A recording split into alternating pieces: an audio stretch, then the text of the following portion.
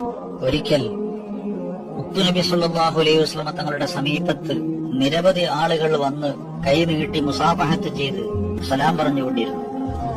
ഒരാൾ മാത്രം കൈ കൊടുക്കാതെ മാറി നിൽക്കുന്നത് കണ്ടപ്പോൾ സല്ലല്ലാഹു അലൈഹി വസല്ലം തങ്ങൾ ചോദിച്ചു, താങ്കൾ എന്താണ് അടുത്തേക്ക് സലാം പറയാതെ മാറി നിൽക്കുന്നത്?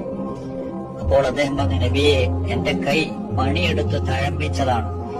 ഈ ഉരമുള്ള കൈ കൊണ്ട് മിനുസമുള്ള തങ്ങളുടെ കൈയിലേക്ക് വെച്ചു നീട്ടാൻ എനിക്ക് പ്രയാസമായതുകൊണ്ട് ഞാൻ മാറി നിൽക്കുകയാണ്.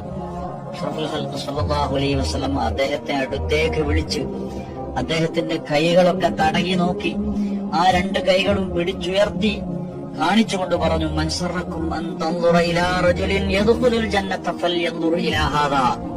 നിങ്ങൾക്ക് സ്വർഗത്തിൽ കടക്കുമെന്നുറപ്പുള്ള ഒരാളെ കണ്ടാസ്വദിക്കാൻ താല്പര്യമുണ്ടോ? ഇദ്ദേഹത്തിലേക്ക് നോക്കുക.